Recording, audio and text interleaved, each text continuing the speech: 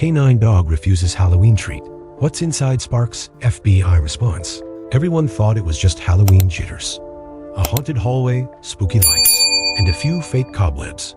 But when Shadow, the calm retired police dog, growled at the scarecrow in the corner, people laughed it off.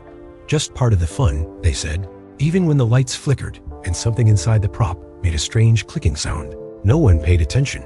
Not at first, but Shadow wasn't barking at decorations.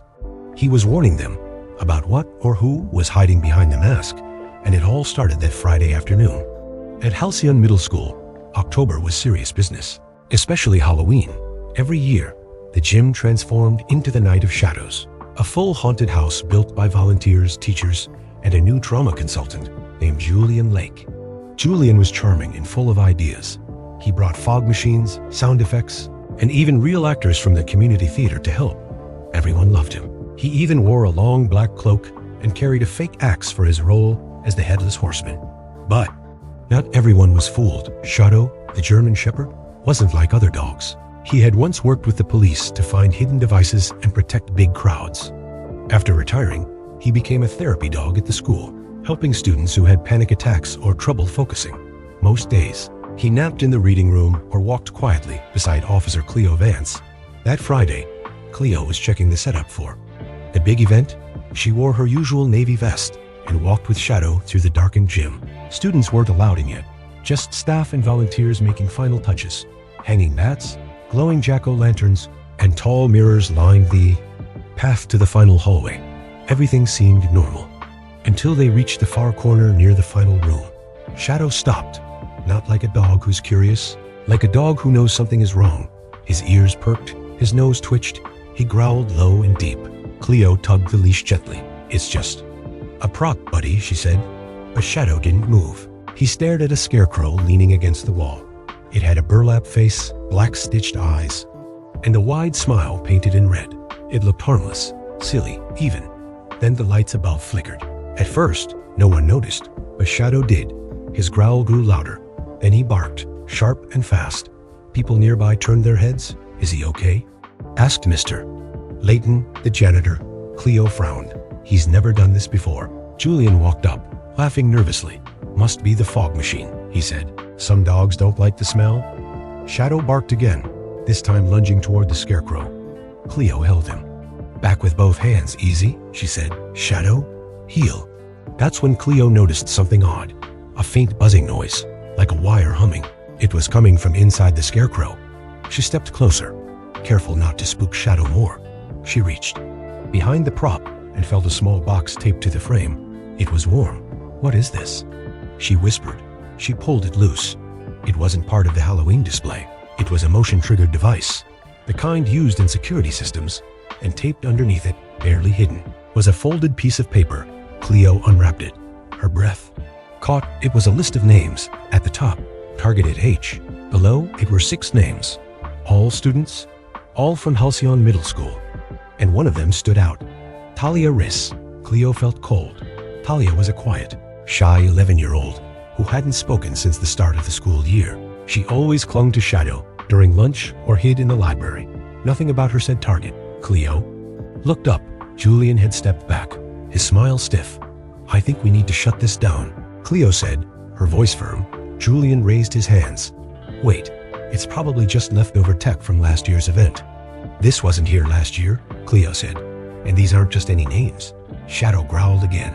Circling the scarecrow, Cleo pulled out her phone and called it in. By the time the sun dipped below the horizon, Halcyon's Night of Shadows was canceled due to technical problems. But Cleo knew better. Something was wrong, and Shadow had felt it before anyone else did. Within the hour, a black SUV pulled up outside the school. An agent stepped out and flashed her badge. Her name was Anya Das, and her face was pale. "We've seen this setup before," she told Cleo, "but never this early in the year." She pointed to the name list. "This girl," she said, tapping Talia Reese's name, "shouldn't even be on school records." And just like that, Halloween was no longer fun and games. It was the beginning of something far more dangerous. The haunted gym was quiet now. No flashing lights, no spooky music. The decorations still hung, but the fun had stopped. Only a few people remained, teachers, security, and one very alert German Shepherd Shadow lay by the front door, his eyes locked on the dark hallway where the scarecrow had stood. He didn't nap. He didn't relax. He just watched. Inside the office, Cleo Vance met with Agent Anya Das and Principal Jonah Brandt. On the desk between them was the folded paper with 6 student names. "I need answers," Brandt said, looking at the agent. "Why are kids on a target list?" Agent Das placed her hands flat on the desk. "Because one of them isn't who you think." She pointed to Talia Reese. "Her name isn't fake, but her life is," Das explained. "She and her mother are under federal protection. Her father is a key witness. In a case involving stolen government data, dangerous people want to hurt him and his family." Brandt's face turned pale. "You're telling me we almost let someone mark his daughter during a school party?" "We don't think it was just one person," Das said. Cleo's voice was quiet. Shadow knew something was wrong before anyone else did. Just then, Shadow growled. Cleo stood and followed him down the hallway. He stopped in front of a janitor's closet. He sniffed under the door and barked once. Cleo unlocked the closet. At first, it looked normal. A mop, some cleaning spray, a folded ladder. But Shadow pawed at a cardboard box in the back corner. Inside it were Halloween masks, candy buckets, and something else. Tiny black plastic discs. Agent Das stepped forward. "Those are tracking beacons," she said. "They pair with phones or laptops. You hide them in bags or jackets." Cleo's eyes widened. "And kids carry them around all night," Das nodded. "They're small enough to hide in a piece of candy." They returned to the main office and searched the gym again. Hidden inside a carved plastic jack-o'-lantern near the entrance, they found a mini router wired into the school's Wi-Fi. It had been sending out data the entire week. "I want to know who set this up," Brandt said. "We might already have one of them," Das replied. Earlier that day, a woman named Coral Bell had signed in as a school volunteer. She worked on props and costumes. Julian Lake called her his assistant, but no one had seen her since the event was canceled. She left early. One teacher said she had to fix a costume scene. Never came back. Cleo checked the sign-in sheet. Coral had used a fake phone number and no ID, but security cameras caught her leaving. Not through the front, but the side emergency exit. She carried a large black bag. The FBI traced her to a short-term rental in the next town. Inside, they found costume patterns, maps of 5 schools, and a notebook filled with student descriptions. Page after page listed notes like, "Quiet, eats alone, hesitates when spoken to, may be isolated, check home status." Agent Das closed the book slowly. "They're not just tracking kids," she said. "They're profiling them, testing which ones are easy to follow, easy to scare, easy to disappear." Cleo clenched her fists. Like Talia, she looked at Shadow. Still standing by the door, he barked again, not in fear, but like he was ready to move. They followed him to the school's unused theater wing. A dark part of the building left empty since budget cuts. Shadow sniffed along the baseboards and stopped at the old costume closet. He pawed at the wall. When Cleo tapped it, it sounded hollow. Behind a loose panel, they found a second router, a battery pack, and a flash drive. Das plugged it into a secure laptop. On the screen, student files, behavior logs, and a folder marked H targets. One of the files showed a picture of Talia in the lunchroom, taken from a high angle, like a hidden camera. Agent Das slammed the laptop shut. "We shut it down just in time, but we're missing the main piece." Cleo stared at the screen. Julian. They had found Coral. They had shut off the tech, but Julian Lake had vanished, and no one knew where he would pop up next. Shadow shifted beside her, his eyes sharp, his body tense. He knew something was coming, and he was ready for it. The next morning, Cleo stood in the teacher parking lot, staring at the rising sun. It should have been just another fall Saturday. Instead, the school was locked down, and everyone was waiting for answers. Shadow sat beside her, quiet but alert. His ears twitched every time a leaf moved. Inside the school, Agent Das was on a call. "Coral's phone led us to a warehouse in Glenwood," she said, her voice tight. "It's being used for a traveling Halloween event called the Harvest Maze. Julian helped set it up last week. Is it open to the public?" Cleo asked. Das nodded. "It's full of kids." They didn't wait. Within the hour, 2 SUVs rolled toward Glenwood. Shadow sat in the backseat of Cleo's cruiser, his nose pressed to the window. The air smelled like hay, smoke, and something strange, fear. The Harvest Maze looked fun on the outside. There were hay rides, face painting, pumpkin toss games, and rows of tents decorated with skeletons and ghosts. Music played from big speakers. and families lined up for cotton candy, but Shadow was already tense. He didn't bark. He didn't whine. He just stared straight ahead. Agent Das flashed her badge at the security guard. "We're going in." Cleo and Shadow followed her through the maze. The deeper they walked, the darker it got. The cheerful music faded. Now it was just creaking wood, the sound of feet in hay, and far-off giggles. Shadow stopped in front of a tent with a sign. "Fear Simulation Room." Cleo opened the flap. Inside, there were desks, like a fake classroom. On each desk sat a small mirror, a piece of paper, and a headset. On the wall was a chalkboard with strange writing. "We learn what scares you, so we can protect you." Agent Das found a laptop in the corner. She opened it carefully. Her face went pale. Files, photos, each one was a student. Some from Halcyon, some from nearby schools. There were notes under each name: age, allergies, social, habits, even their walking routes home. One folder was labeled Target A, Reese Talia. This was the next phase, Das whispered. They were testing fear reactions. Watching how kids responded to noise, darkness, surprise, Cleo clenched her jaw. They're building psychological profiles, not just tracking, studying. Shadow walked behind the tent and began scratching the ground.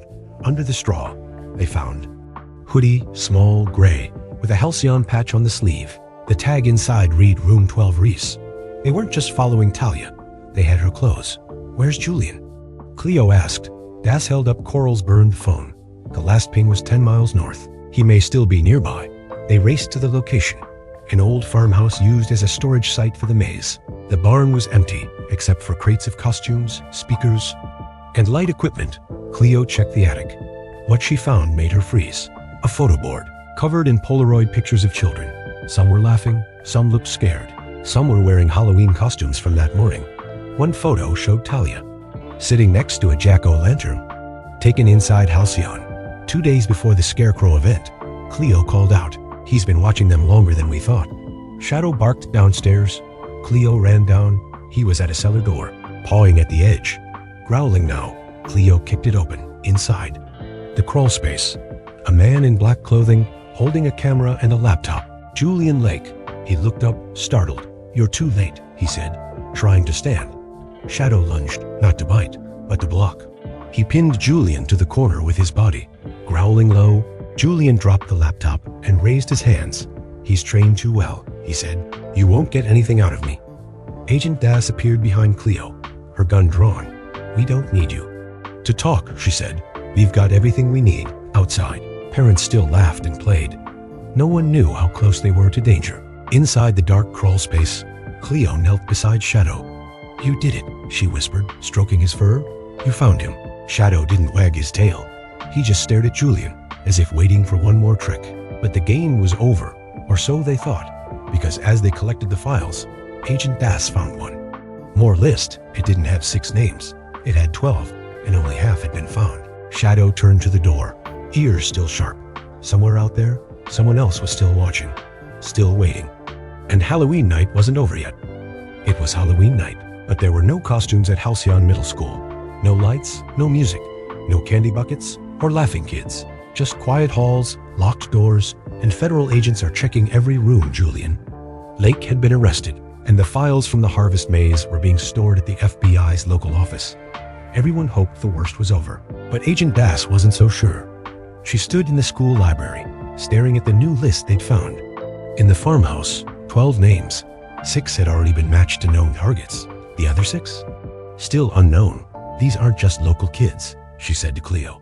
"They're from all over the state." Julian was only one part of this. Cleo looked down at Shadow, who sat by her side, calm but alert. His ears twitched again. He knew they weren't finished. "We think someone else was helping him," Das added. "Someone still out there." Back at Cleo's office, Shadow paced the floor. Then he stopped in front of her desk and stared at something. A box. It had been dropped off earlier that day, supposedly from the district's lost and found. Cleo opened it carefully. Inside were old Halloween props, a cracked pumpkin mask, a broken toy dagger, and a small bag of dog treats. But not just any treats. They were the same kind Shadow had been trained with years ago. Chicken, liver, and rice. The strong smell made his nose twitch. Shadow barked once. Cleo looked inside the bag. One treat had something sticky on it. A faint white thread. She pulled. it out and found a tiny patch, shaped like a pumpkin with slashed eyes, just like the one they found on Coral's costume. "It's a message," Cleo said. "Someone's telling us they're still watching." Agent Das confirmed it. The package hadn't been scanned or checked at the district's mailroom. Someone had slipped it in, probably after hours. That night, the town hosted its own Halloween celebration in the park. But this year, everything was different. Extra lights, extra guards, and a large sign at the entrance. "Safety first, no masks." Allowed inside, Cleo and Shadow walked through the crowd slowly. People waved, some clapped, others just stared, their faces full of quiet respect. Shadow didn't wear a costume, just a red bandana with the words, "Not all heroes wear masks." On stage, Mayor Simmons tapped the microphone. "This year, our town almost lost something precious," she said, "but we didn't, because someone paid attention, because a dog followed his instincts when the rest of us were distracted." She looked at Shadow, sitting proudly near the podium. "And because of that, families are still together tonight. So from all of us, thank you, Shadow." The crowd cheered, kids clapped, parents wiped tears. Teachers stood silently, with their hands over their hearts. Shadow didn't bark, he didn't move. He just watched the crowd. At the edge of the park, a girl in a gray hoodie stood with her mom. It was Talia Reese. She stepped forward and bent down beside Shadow. "Hi, boy," she whispered. "I'm staying." It was the first time she had spoken in public since the school year began. Her mother hugged her close. The FBI had upgraded their protections. Their location was safe again, and for the first time in months, Talia felt calm, because she knew, if anything ever happened again, Shadow would be there. The next morning, Halcyon Middle School held a small assembly in the gym. No decorations, no music, just a simple table with a velvet box on top. Principal Brandt stepped onto the stage. "We talk a lot about bravery," he said, "but bravery doesn't always mean being loud or fast. Sometimes it means paying attention when no one else does." He opened the box. Inside was a gold dog tag engraved with "Shadow, Guardian of Halcyon." He clipped it gently onto Shadow's collar. The students clapped. Some stood on their chairs. Cleo knelt beside him. "You earned this," she whispered. Every bit of it. Later that night, as Cleo and Shadow sat on their front porch, they watched Halloween lights flicker across the neighborhood. Kids ran by in capes and funny hats. Cleo handed Shadow a treat. He sniffed it, then placed it gently on the floor. He didn't eat it. He just looked out at the quiet street, eyes sharp, ears forward. Because even when the costumes come off, and the candy is gone, Shadow knows one truth. The real monsters don't wear masks. They hide in plain sight. And he's still watching, because that's what Guardians do. Subscribe to our YouTube channel, Love Tales of Tales, for long, heartwarming pets and animals. Love stories that stay with you long after they end.